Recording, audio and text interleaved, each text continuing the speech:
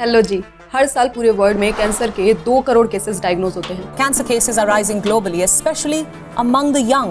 और 1 करोड़ लोग हर साल इस बीमारी से अपनी जान गंवा देते हैं, यानी अप्रोक्सीमेटली हर दिन 27,400 और हर मिनट 19 लोग। मतलब जितनी देर में ये वीडियो खत्म होगा उतनी देर में लगभग 200 के आसपास लोगों की इस खतरनाक बीमारी से डेथ हो चुकी होगी। और ये बीमारी इंडिया में और खतरनाक तब बन जाती है जब भारत का ही एक multinational speciality hospital Apollo hospital ये डिक्लेयर कर देता है कि India is the cancer capital of the world. क्योंकि स्टडी के हिसाब से 2020 में जो एवरेज कैंसर केसेस डायग्नोज हो रहे थे वो 14 लाख थे, जो 2025 तक बढ़कर 15,70,000 हो जाएंगे एंड 2040 तक they will be doubled. Recently Indian actor and producer Krishna Kumar की 21 साल की बेटी की कैंसर से ही डेथ हुई है। कृष्ण कुमार की बेटी तिशा का निधन हो गया है। तिशा 20 साल की थी और वो लंबे वक्त से कैंसर से जूझ रही थी। और 36 years old well known TV actress Hina Khan को भी स्टेज 3 ब्रेस्ट कैंसर डायग्नोज हुआ है, the most common type of cancer in women in India and world wide. According to the study by Globocan 2020, India में हर 4 मिनट में एक lady को breast cancer diagnose हो रहा है। मतलब almost 1,78,000 new cases every year and her 8 minute में एक लेडी की इस ब्रेस्ट कैंसर की वजह से डेथ भी हो रही है।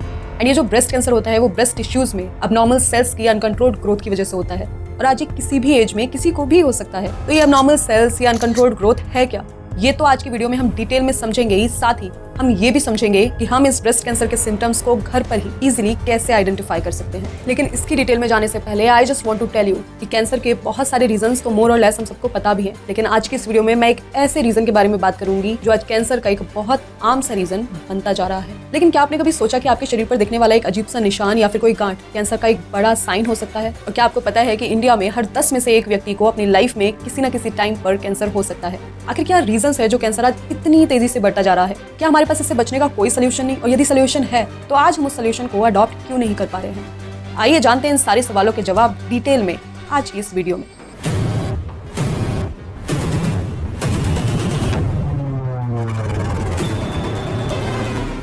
Rising cases of cancer. Cancer cure. Cancer rates are up. Talking about cancer. Cancer cases are rising globally. Risk of developing cancer.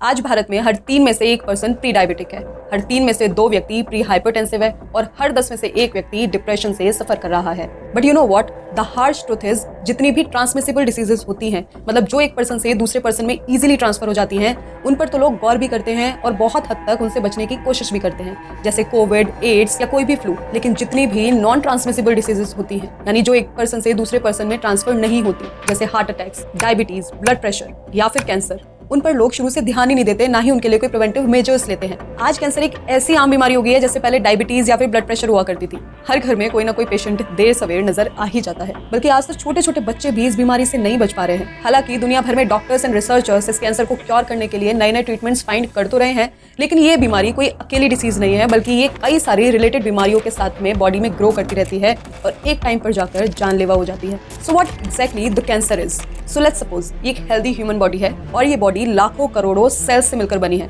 एक तरह से ये सेल्स का एक नेटवर्क है जो एक साथ मिलकर काम करते हैं। ये सेल्स डिफरेंट शेप्स के होते हैं और इनकी लाइफ साइकिल भी डिफरेंट ही होती है। आप ये मान लो कि एक छोटे छोटे ब्लॉक्स होते हैं जिनको कंपाइल करके हमारा पूरा शरीर बना हुआ है। एंड यू वॉन्ट बिलीव, एक ह्यूमन बॉडी में अप्रोक्सीमेटली 37.2 ट्रिलियन सेल्स होते हैं और ये नंबर इतना बड़ा है कि 37.2 ट्रिलियन स्टेप्स अगर कोई व्यक्ति पैदल चले तो इस पूरी पृथ्वी के 870 बार चक्कर लगा सकता है। एंड इन सभी सेल्स के अंदर डीएनए नाम का एक मॉलिक्यूल होता है और उस डीएनए का एक सेगमेंट होता है जीन, और जीन एक ग्रुप ऑफ इंस्ट्रक्शन होता है जो सेल्स को इंस्ट्रक्शंस देता है। ये डीएनए में प्रेजेंट जीन्स ही डिसाइड करते हैं कि सेल्स की फंक्शनिंग कैसे होगी। यही डिसाइड करते हैं कि सेल्स कब डिवाइड होंगे, कब डेड हो जाएंगे, कितनी मात्रा में डिवाइड होंगे, कब ग्रो करेंगे, कितनी क्वांटिटी में ग्रो करेंगे। ये सब डीएनए में प्रेजेंट जीन्स का ही काम होता है और जीन्स के इंस्ट्रक्शन के अकॉर्डिंग ही टाइम टू टाइम बॉडी के अंदर सेल्स डिवाइड होकर नए सेल्स क्रिएट करते रहते हैं। तो जब ये नए सेल्स बनते हैं तब पुराने सेल्स के डीएनए को एग्जैक्टली रेप्लिकेट करके एक नया सेल बनाया जाता है। It is like a xerox copy, और एंजाइम्स एंड प्रोटीन की हेल्प से ये प्रोसेस पूरी तरह से स्ट्रिक्टली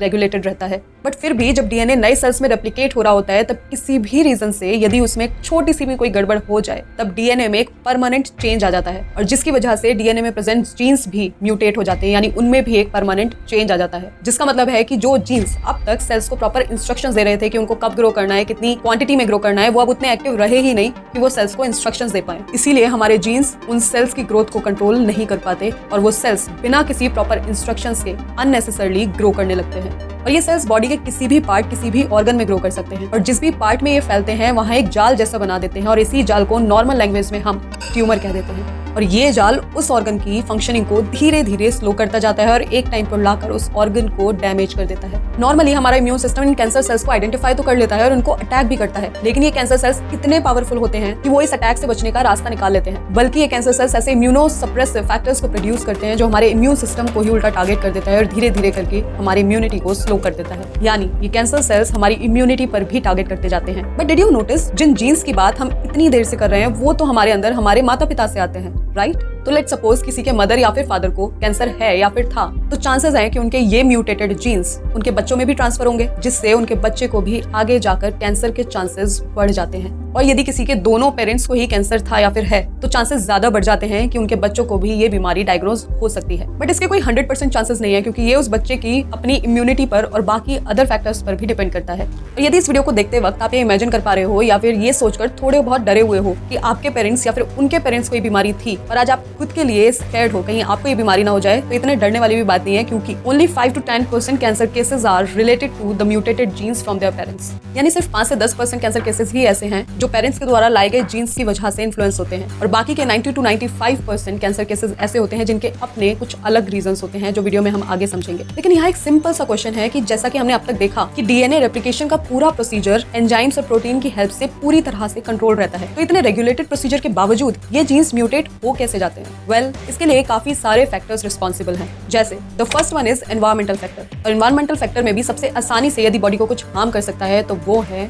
रेडिएशन, यानी रेडिएशन फ्रॉम सनलाइट और सूरज की तेज रोशनी में अल्ट्रावायलेट रेडिएशंस होती हैं जो हमारी स्किन के थ्रू हमारे डीएनए को म्यूटेट कर सकती हैं, जिस वजह से हमारे जीन्स भी म्यूटेट हो जाते हैं और हमारी बॉडी में स्किन कैंसर का खतरा सबसे ज्यादा बढ़ जाता है। बट यहाँ एक स्पेसिफिक फैक्ट ये है कि जिन लोगों का कलर काफी फेयर होता है उन लोगों को ये स्किन कैंसर होने के चांसेस ज्यादा होते हैं, बिकॉज जो लोग डार्क कॉम्प्लेक्शन के होते हैं उनके अंदर मेलेनिन नाम का एक पिगमेंट ज्यादा होता है और यही पिगमेंट अल्ट्रावायलेट रेजेस से डार्क लोगों के स्किन को प्रोटेक्ट करता है। एंड इसीलिए स्किन कैंसर के जितने ज्यादा केसेस वेस्टर्न कंट्रीज में है उतने ज्यादा केसेस इंडिया में नहीं है, क्योंकि इंडिया के कंपैरिजन में वहाँ के लोगों का स्किन टोन काफी फेयर होता है। अब एनवायरमेंटल फैक्टर में ही सन रेज के अलावा कुछ आयोनाइजिंग रेडिएशंस भी होती हैं जो बहुत सारे केसेस में कैंसर के लिए रिस्पॉन्सिबल होती हैं। जैसे आपने नोटिस किया होगा कि जब भी अल्ट्रासाउंड या फिर एक्सरे किया जाता है तो मशीन के अंदर काफी स्ट्रॉन्ग लाइट्स होती हैं जो बॉडी को स्कैन करती हैं। एंड ऐसे ही सीटी स्कैन और इसी टाइप के किसी और टेस्ट में भी ऐसी ही स्ट्रॉन्ग लाइट्स होती हैं जिनमें आयोनाइजिंग रेडिएशंस होती हैं, और इन लाइट्स के ज्यादा कॉन्टैक्ट में आने से भी स्किन कैंसर का रिस्क बढ़ता है।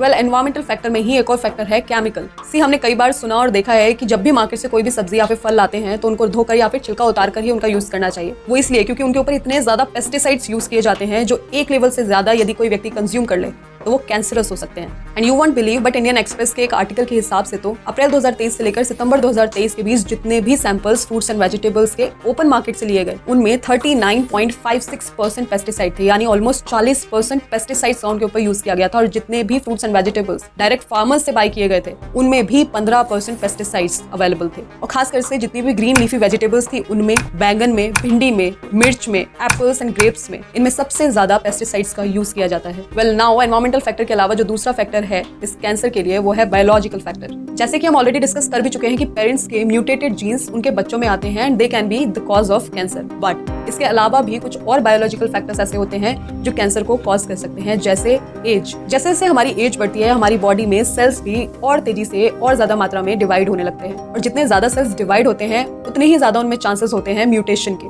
और एज के साथ बॉडी में इम्यून सिस्टम भी डाउन हो जाता है, तो अगर थोड़ा बहुत कैंसर के सेल्स होते भी हैं तो वो उनको बीट नहीं कर पाता। तो एज का बढ़ना भी एक बहुत बड़ा बायोलॉजिकल रीजन है कैंसर के होने का। इसके अलावा जिन लोगों को हार्मोनल डिसबैलेंस ज्यादा रहता है उन लोगों को भी चांसेस रहते हैं कि उनके ये हार्मोन्स डीएनए को इम्पैक्ट करेंगे और उनको म्यूटेट करके इस कैंसर को कॉल कर सकते हैं। सो बायोलॉजिकल फैक्टर्स ऐसे फैक्टर्स होते हैं जिन पर कंट्रोल कर पाना नॉर्मली काफी मुश्किल होता है। इन दोनों फैक्टर्स के अलावा बाकी जो कैंसर के फैक्टर्स हैं वो मोर और लेस हम सभी को पता है, बट हम नोटिस नहीं कर पाते, या फिर नोटिस करके भी हम उन्हें अनदेखा कर देते हैं, या फिर वो फैक्टर्स इतने एडिक्टिव होते हैं कि लोगों को मौत का डर लगना भी खत्म हो जाता है। Yes, I am talking about tobacco, cigarette, regular intake of alcohol, regular intake of junk food and no exercise.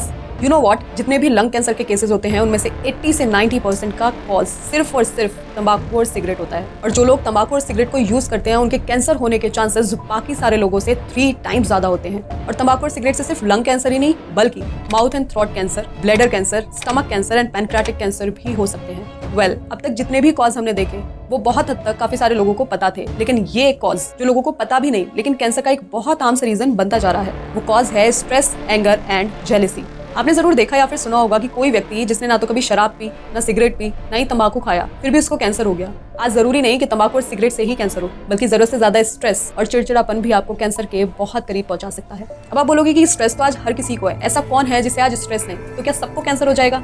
Studies के according anger and stress directly cancer को कॉज नहीं करते, बट इनडायरेक्टली ये बॉडी के अंदर कुछ ऐसे सिम्टम्स क्रिएट कर देते हैं जिससे कैंसर हो सकता है, जैसे week immune system, hormonal disbalance, bad sleep cycle and inflammation. तो जाने अनजाने ये स्ट्रेस भी हमें कैंसर के बहुत पास पहुंचाता जाता है। एंड आपने क्वीन मूवी का ये सीन तो जरूर देखा होगा। गुप्ता अंकल को ना कैंसर हो गया।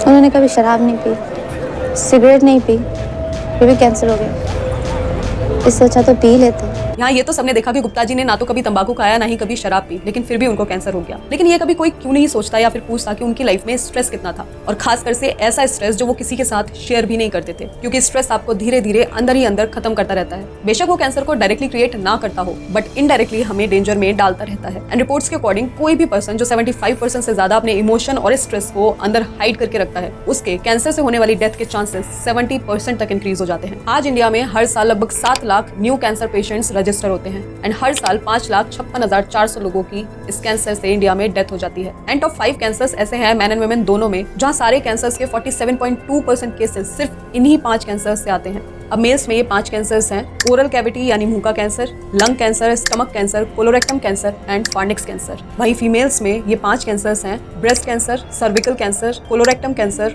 Ovary cancer and oral cancer. और इनमें भी 50% डेथ मेल्स में सिर्फ ओरल और लंग कैंसर की वजह से और फीमेल्स में ब्रेस्ट और सर्विकल कैंसर की वजह से ही हो रही हैं। और यहाँ ओरल और लंग कैंसर का रीजन तो बहुत सारे केसेस में क्लियर भी है, तंबाकू और सिगरेट इसका एक बहुत बड़ा रीजन है। बट स्टिल 20% केसेस ऐसे भी हैं जिन्होंने लाइफ में कभी तंबाकू और सिगरेट को टच भी नहीं किया, बट फिर भी उनको ओरल और लंग कैंसर हुआ है। तो उसके लिए जितने भी रीजंस थे वो हम ऑलरेडी देख चुके हैं, उनकी वजह से इन 20% लोगों को भी कैंसर होता है। बट फीमेल्स में जो ब्रेस्ट और सर्विकल कैंसर होते हैं वो आज इंडिया में बहुत कॉमन है और बहुत कम एज में डायग्नोज भी होते जा रहे हैं। ब्रेस्ट कैंसर का रिस्क फीमेल्स में तब ज्यादा बढ़ जाता है जब इस कैंसर की कोई फैमिली हिस्ट्री हो और आपकी बॉडी में BRCA1 और BRCA2 म्यूटेटेड जीन्स आ गए हो। ये BRCA1 और BRCA2 jeans cancer suppressor jeans होते हैं, और यदि किसी भी वजह से इन्हीं जीन्स में कुछ गड़बड़ हो जाए और ये म्यूटेट हो जाए तो जनरली ये ब्रेस्ट कैंसर का बहुत बड़ा रीजन बन जाते हैं। एंड यदि आज किसी लेडी को ब्रेस्ट कैंसर है तो उसके ये जीन्स उसके आने वाली जनरेशन में भी ट्रांसफर हुए होंगे, तो आने वाली जनरेशन को भी ब्रेस्ट कैंसर होने के चांसेस ज्यादा बढ़ जाते हैं। एंड रिपोर्ट्स के अकॉर्डिंग इन म्यूटेटेड जीन्स के अलावा भी जरूरत से ज्यादा मोटापा, poor life style, smoking and drinking and the most important no physical exercise,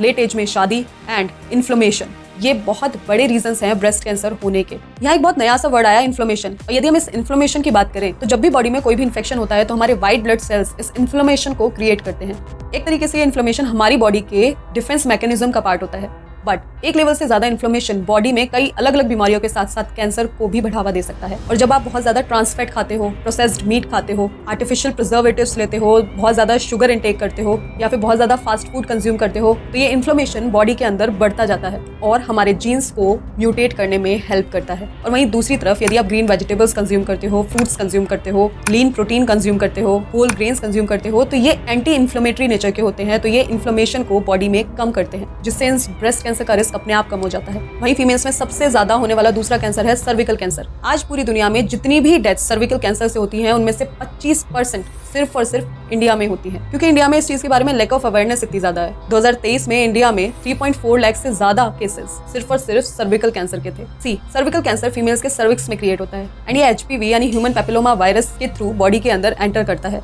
and जितनी भी लेडीज सेक्सुअली एक्टिव रहती हैं उनको लाइफ में कभी ना कभी इस वायरस से इन्फेक्शन होता ही है, बट जिनका इम्यून सिस्टम काफी वीक होता है उनको ये इन्फेक्शन लंबे टाइम तक रहता है और ये धीरे धीरे कैंसर बन जाता है। तो इस वायरस से बचने के लिए यदि पहले ही HPV वैक्सीनेशन करवा लिया जाए तो ऑफ कोर्स सर्विकल कैंसर होने के चांसेस काफी कम हो जाते हैं। बट इंडिया में उतनी अवेयरनेस ही नहीं है कि इस तरह की कोई वैक्सीन भी मार्केट में अवेलेबल है, इसलिए लोग ना तो इस तरह के किसी भी वैक्सीनेशन पे भरोसा करते हैं और कई केसेस में तो वो इस वैक्सीनेशन को अफोर्ड भी नहीं कर पाते। हालांकि इंडियन गवर्नमेंट काफी सारे प्रोग्राम्स इसको लेकर चला तो रही है, लेकिन अभी भी इंडिया में इसको लेकर अवेयरनेस की सख्त कमी है। किसी भी कैंसर की 4 मेन स्टेजेस होती हैं और इनके अलावा एक होती है स्टेज 0। जब बॉडी में म्यूटेटेड जीन्स की बस स्टार्टिंग ही हुई होती है। शायद इस स्टेज 0 या फिर स्टेज 1 में डॉक्टर से कंसल्ट कर लिया जाए तो कैंसर से होने वाली डेथ को कई गुना तक कम किया जा सकता है। एंड मेनी एक्सपीरियंस डॉक्टर इस बात को एक्सेप्ट करते हैं कि बहुत सारे कैंसर केसेस में आपकी बॉडी ऑलरेडी सिम्टम्स दिखाती है। जैसे यदि ब्रेस्ट कैंसर का ही एग्जांपल लें तो you can actually find symptoms. So females को क्या करना है कि जब भी वो नहाने जाएं तो नहाते वक्त एंड में उन्हें अपने दोनों हाथों पर साबुन या फिर शावर जेल लेकर अपने ब्रेस्ट एरिया के अराउंड चेक करना है कि कहीं वहाँ कोई गांठ या फिर गांठ जैसा कुछ तो नहीं है, और यदि है तो तुरंत जाकर किसी अच्छे डॉक्टर से कंसल्ट करना है। हो सकता है कि ये कैंसर ना हो, लेकिन ये भी हो सकता है कि ये कैंसर की ही गांठें हो। सो यदि अर्ली स्टेज में डॉक्टर से कंसल्ट कर लिया जाएगा तो सर्वाइवल के चांसेस काफी ज्यादा बढ़ जाते हैं। सिमिलरली यदि बॉडी में कहीं से अननेसेसरली ब्लड आ रहा है, स्पेशली फ्रॉम योर जेनिटल्स, या फिर आपकी बॉडी पर कोई तिल है जो अब बड़ा होता जा रहा है, या फिर कोई पिंपल जो बहुत लंबे समय से ठीक ही नहीं हो रहा, या फिर मुंह के छाले जो एक लंबे समय के बाद भी सही नहीं हो पा रहे हैं, all they are alarming signs. Don't neglect them. So here what I am trying to conclude is please know your body. Your body should be your first priority. And at the last cancer के solution के बारे में मुझे कुछ नहीं कहना, because सबको पता है हेल्दी खाना खाने से, बाहर का कम खाने से, रेगुलर एक्सरसाइज करने से, अच्छी स्लीप लेने से हम हेल्दी रह पाएंगे, और फिर कैंसर ही क्यों बल्कि बाकी सारी नॉन कम्युनिकेबल डिसीजेस को भी आसानी से बीट कर पाएंगे। एंड यू नो व्हाट, इस वीडियो से इतना तो समझ आ ही गया होगा कि कैंसर में बहुत बड़ा खेल जीन्स का ही है, एंड यही जीन्स आपके बच्चों में भी ट्रांसफर होते हैं। तो कहीं यही म्यूटेटेड जीन्स आपके बच्चों को कैंसर ना कर दे, यही सोचकर please keep yourself in check. It is just an advice, regular body checkups करवाइए, एक्सेसिव धूप में जाने से पहले सनस्क्रीन का यूज कीजिए, अपने डेली रूटीन में कुछ फिजिकल एक्सरसाइजेस को जरूर इंक्लूड कीजिए, खाने पीने पर ध्यान दीजिए, एंड तंबाकू और सिगरेट की हैबिट से बचिए। And at the last I just want to say कि इस वीडियो का पर्पस किसी को डराना बिल्कुल भी नहीं था। I just wanted to create more awareness on this topic, and आज ये हमारे छोटे छोटे स्टेप्स कल हमारी फैमिलीज को भी प्रोटेक्ट करने में काफी हेल्प कर सकते हैं। सो आज की इस वीडियो में बस इतना ही। एंड यदि आपने नीट और नेट एग्जाम के ऊपर हमारी एक केस स्टडी नहीं देखी है तो आप इस वीडियो पे क्लिक करके उसे देख सकते हैं। सो यदि ये वीडियो आपने यहाँ तक देखा है उसके लिए बहुत बहुत धन्यवाद। Please do share this video more and more.